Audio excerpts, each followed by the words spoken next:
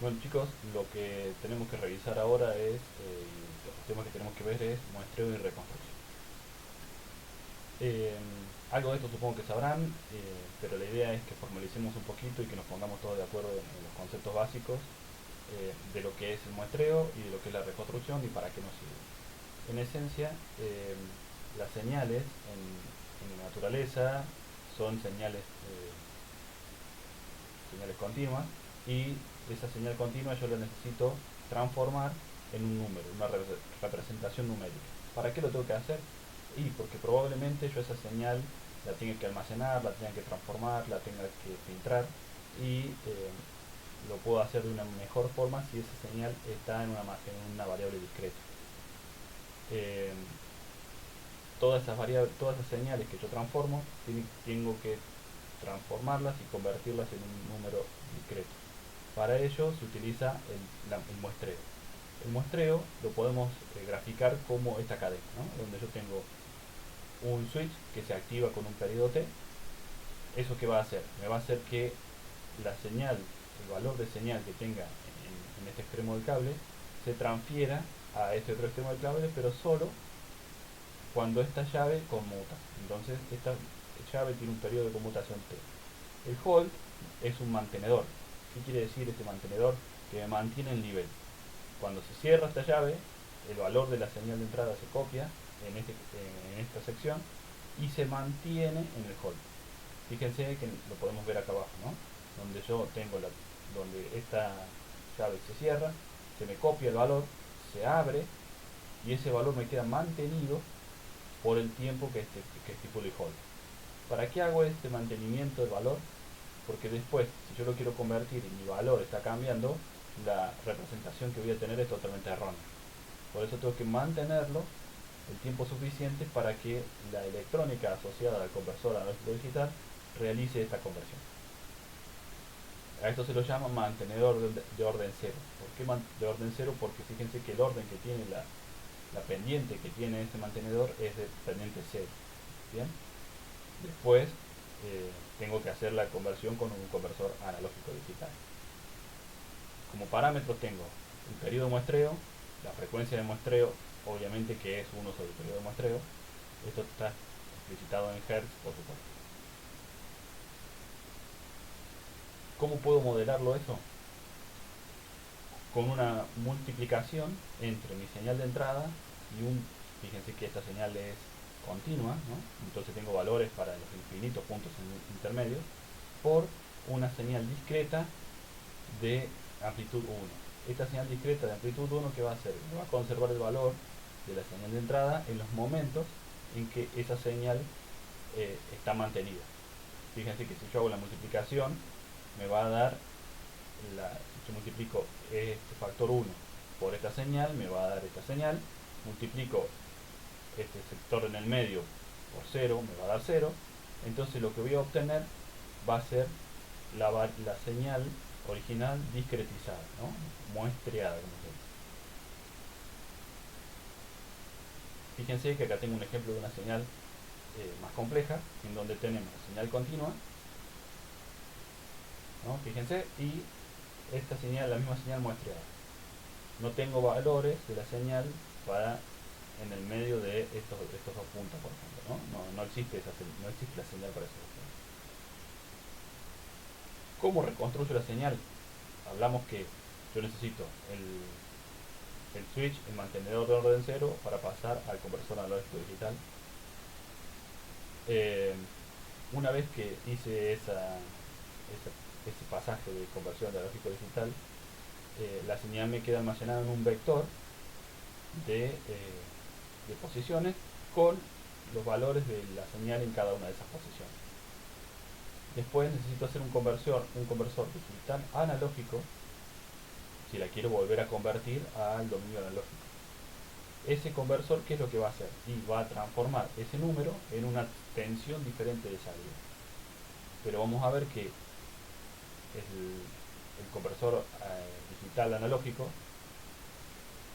va a tener que ser seguido por un otro retenedor de orden cero. ¿Para qué? Para que me suavice.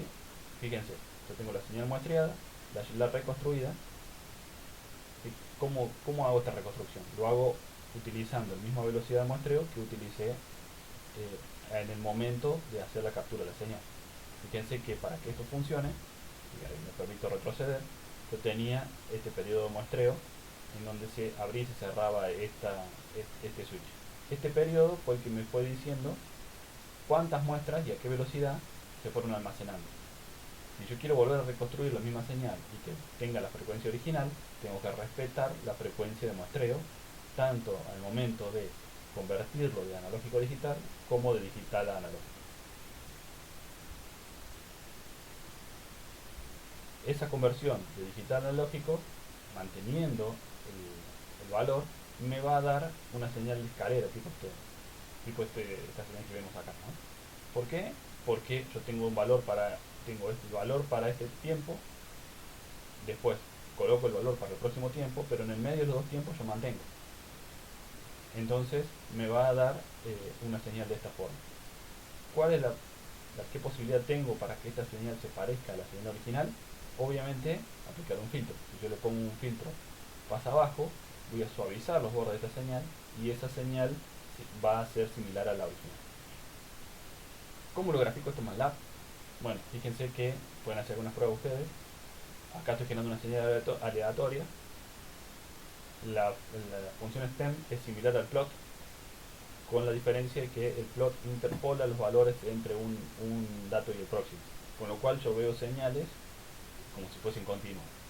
Con el stem veo los puntos originales, ¿no? Y el stairs es el que me muestra la señal con una interpolación de orden 0, que es lo que tenemos acá.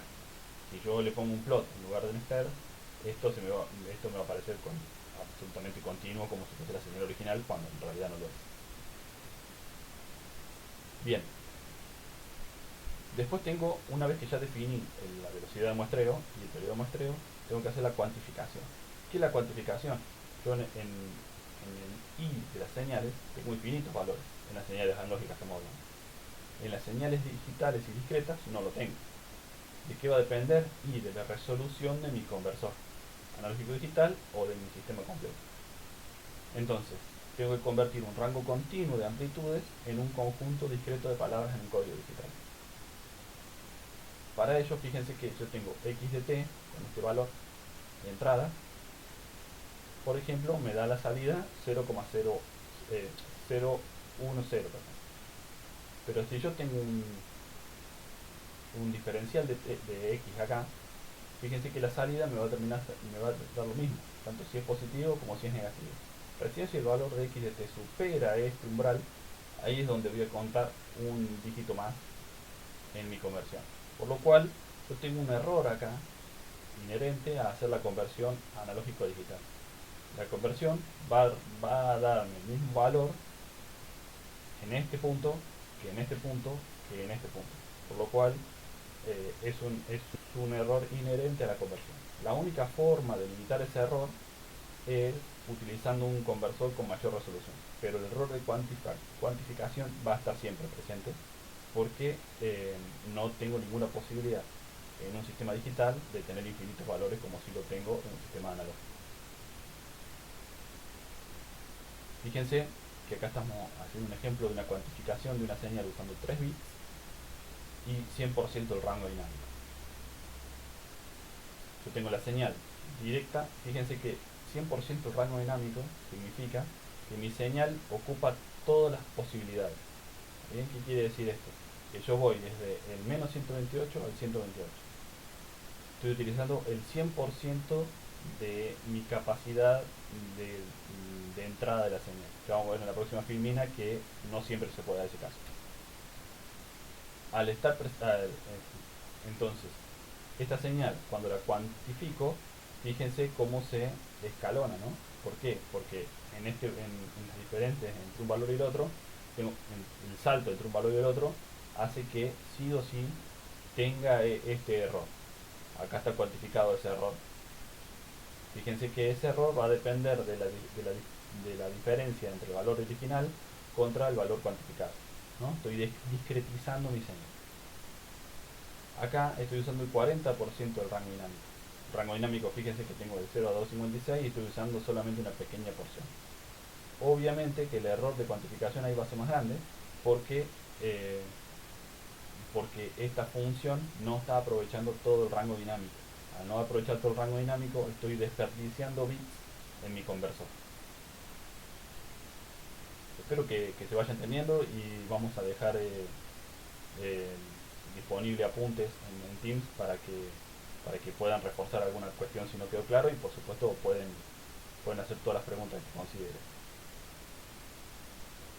Para seguir trabajando con señales, o sea, ¿para qué quiero hacer lo que estábamos hablando de transformar de analógico a digital, de digital a analógico? Para manipularla. Esencialmente es para almacenar y para manipular esas señales. ¿Qué puedo hacer? Puedo hacer filtrados, puedo hacer métricas, puedo hacer efectos de audio, puedo hacer lo que yo considere sobre esa señal. La ventaja de hacerlo digitalmente, ya lo vamos a ver más adelante, es que puedo hacer las cosas más controladas, más precisas y puedo variarlo. Si yo esto lo hago analógicamente, tengo que armar una placa, tengo que construir algo y me queda fijo. Si yo quise hacer un amplificador, quise hacer un sumador, me queda fijo con los parámetros de diseño. Si yo lo hago digitalmente, puedo modificar esos parámetros. Pero bueno, eso no se preocupen que más adelante lo vamos a ir viendo. Pero acá vamos a trabajar primero alguna manipulación básica de señales para que nos vayamos habituando a este concepto. La más simple de esas manipulaciones es el corrimiento o el delay, en donde yo tengo una entrada y mi salida está desfasada con respecto a la entrada, ¿no? Después tengo adición y sustracción. Una señal de entrada, otra señal de entrada, una señal de salida que es la señal 1 más la señal 2. La amplificación, en donde yo tengo una señal de entrada, un coeficiente de amplificación y la salida es la señal de entrada multiplicada por ese coeficiente. Tengo la multiplicación o división en donde tengo una señal de entrada, otra señal de entrada y la salida que es la primera señal de entrada por la segunda señal de entrada. O bueno, dividido en el caso de que quiera hacer una división. Hasta ahí son 4 manipulaciones muy sencillas que vamos a ir complicando cada vez más. Como para arrancar y para que se vayan entrando en sintonía, vamos a tener por supuesto la primera actividad práctica. Ahora se las muestro en esta presentación, pero después va a estar subida en el Teams con las formalidades que requiere una presentación, como para que puedan contestar por ahí y tengamos la primera actividad. ¿Qué vamos a tener que hacer? Generar tres señales de 128 muestras. Muestrearlas con una frecuencia de muestreo de 8000 Hz. Bien. Una señal con 150 Hz de frecuencia y una amplitud de 1. Otra señal con 450 Hz de frecuencia y una amplitud de 1/3. Y una tercera señal con 1500 Hz y amplitud de 1. Hasta ahí la generación de las tres señales. Vamos a tener que retardar la primera en 20 muestras. Otra salida va a tener que ser la suma de F1 con F2. Y una tercera va a ser la multiplicación de F1 con F3. En la guía de ejercicios les voy a dar una pequeña pista de cómo hacer esto, o de cómo generar las señales por lo menos, para que no estén tan perdidos con eso. Pero la idea es que ustedes se vayan chocando con el problema como para que vayan estudiando y vayan entendiendo cómo esto es que se puede realizar. Bueno, espero que ya se haya entendido y de más está decirle que cualquier pregunta estoy a disposición. Gracias.